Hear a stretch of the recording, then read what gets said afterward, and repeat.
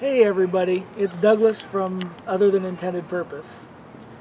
And yes, same shirt, same location. We're shooting a lot of videos today because it's the first dry day in over a month. And we want to have some because it's projected that we may not have another dry day in a while, so we're getting as much done as we can. And today I'm going to do a little bit of a review on the K-Bar 3189 Folding Hunter. Now this is very reminiscent of the Buck 110 Hunter. I carried a Buck 110 Hunter for many years. I love that knife. I wish I could find it. It got put in one of the boxes last time we moved, and I haven't found it in one of the boxes yet. But I will say that this is a little bit thinner, and it's got a little bit smaller profile across the width of it, and the blade is a little bit more slender. And it's longer, but that's for another reason altogether. Yeah, my 110 Hunter I got when I was in high school. It was the only approved knife for us to carry on campus, and you could only do it if you were in the FFA because we needed knives for opening feed bags, bales of hay, other various uses. So, but that was the approved knife. It has had And some material removed for sharpening I've sharpened purposes. it once or twice since 1982. Once or twice. It's about half an inch Big under shorter exaggeration. than it used to be because I've never broken it. I just sharpened it and it keeps getting smaller. But anyway, I love this knife. I've been using it in my cave for different things. I tried carrying it a couple of times, but the one thing about this knife that I don't prefer over my Hammond Cruiser is my Cruiser is a flipper, and so it's a one-handed open, and this one's a little bit stiff and a little bit slow for a one-handed open. Over time, that'll probably loosen up to easier. Probably. But before we get too far into it, I'm going to give you the statistics, and then we can just talk about the knife itself. Now, this is in K-Bar's budget blade series, so it is 440C, and it is stamped on it, made in China. Their expensive blades series is all made in New York. Their cheaper ones are made in China. But this is an overall 8.87 inches. The blade is 3.875 inches. The handle scales are G10. The blade thickness is 0.1 of an inch.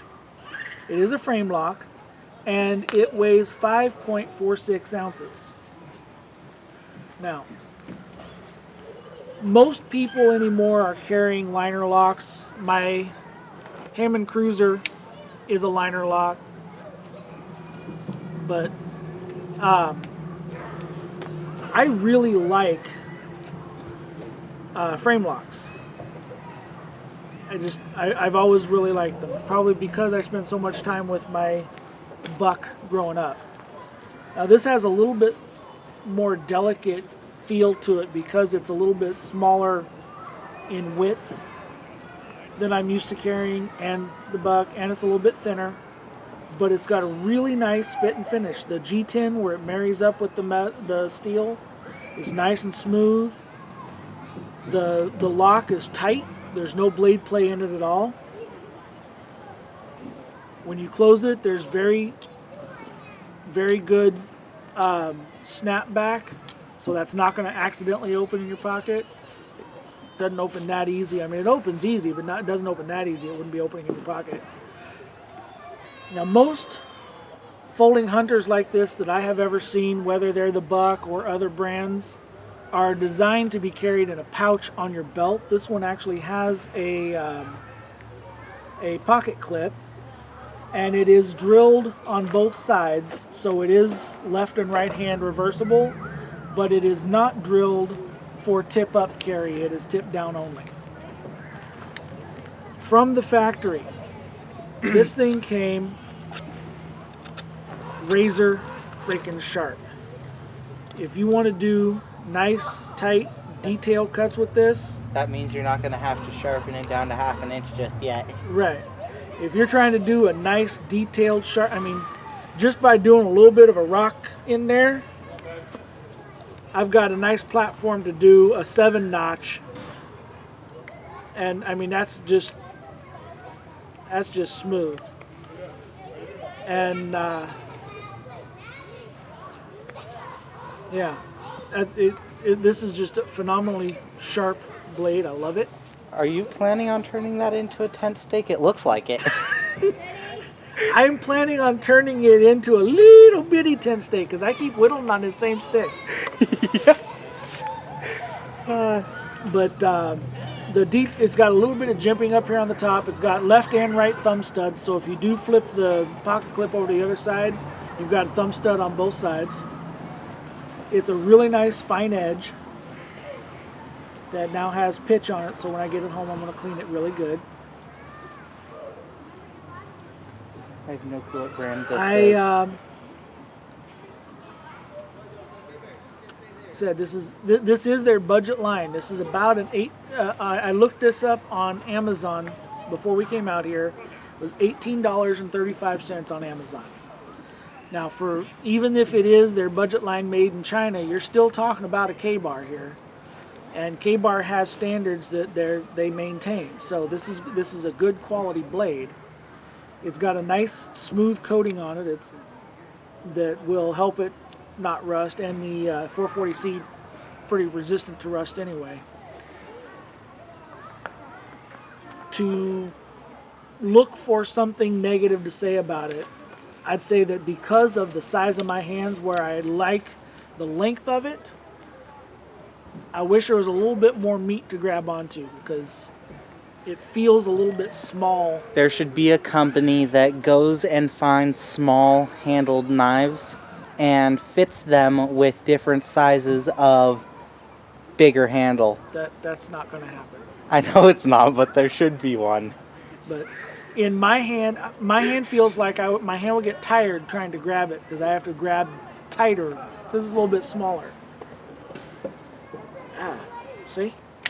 Now this is a more comfortable grip to me because it's a little bit beefier, and you can see how much more real estate there is in the handle and in the thickness. I have no clue what brand my favored to carry around pocket knife is, but this one's mine. Should say on it. It says China and it says stainless steel. Oh. Those are the only. That's a cheap. Those are the only 3 words on it, and this is it. It's my favorite one. That's got nothing to do with this one though. This is the one we're talking about. Yes. But you were saying that for stuff that I was just comparing it for size. Oh. But you can see how much I get thinner it distracted is. easily. You can see how much thinner it is. Hopefully you can see that. I don't know. You can see how much smaller in width. So the only negative I would have in this is if I had to use it for Want me to more bring than it up to close 8 or up? 10 cuts on something, my hand would get tired trying to hold it because of its size. But I have an unusually large hand. My Want me to bring them for close up for showing the difference in thickness? yeah. What direction am I showing them, just like that? And show that for the thickness, and then show the sides of the scales for the width. Like that? Yeah. But I've said a couple of times before, I wear the extra large leather gloves, and I have to stretch them out a little bit to make them comfortable. So if you have a medium or a small hand, then this would probably fit better than a lot of knives, because a lot of knives are going to a more grit, more real estate to hold on to. Beefier handles. Yeah. So for now, that's going to stay in my back pocket. I definitely really like this knife. Actually, you know what? This would be really good. You're changing your EDC bag just after you finish My your EDC bag just changed, so I now have a folder in my EDC. But yes, that is the K-Bar model 3189 Folding Hunter, and if I had to give it a 1 to 10 rating, I would take off 2 points for the fact that my hand would fatigue holding it, but that's my hand, that's not yours. And I might take 1 point off for made in China, because it's a K-Bar. And we kind of like to think of our K-Bars as being from Olean, New York. But really, that's the only thing I can say against that knife at all. If it fit his hand better, then that'd be a 9-point knife. 9 out of 10. Yeah, so I do like my flipper on my EDC knife, but really I can't say that that's against that knife because it's not that style. Folding Hunter's never been a flipper. It's always been a thumb nick knife. Having the studs on there makes it a little bit easier even. So there was something that you showed me at one point for how you used to open them well, this when you were pulling them out of your okay, pocket. one, I was a punk kid back then. I'm not a punk kid anymore. Now I'm a punk old man. Yes, but it's easier for one-handed open, you were But saying. what I used to do to open my buck one-handed was I would put it in the sheath so that when I'd put it in the sheath like tip down like that, so that when I pulled it out, I was holding it this way. You just pinch it a little bit to get it started and flick your wrist. The downside to that is I've now got my fingers next to the sharp part of the blade, so I had to shift it. But in a situation where I was holding something that needed cut, and I needed that cut now, that was how I used to do it with my buck, and that is doable with this. I mean, obviously I just did it, but And if you don't have a table to put the butt of the I could have thing done on, it my hip or something. But yeah. the only downside to that, especially with one as sharp as this is you really don't want to be wrapping your fingers around the blade. Because then I would need to go into my EDC kit here and pull out my boo-boo kit and tape my hand back together to get me to the doctor quick. But yes, I do like the fact that you can flip the clip over to for left-handed carry. I do like the fact that it's got really nice positive retention on that blade. It sucks it in. Aren't you also semi-ambidextrous? Yes, I am. There's a helicopter.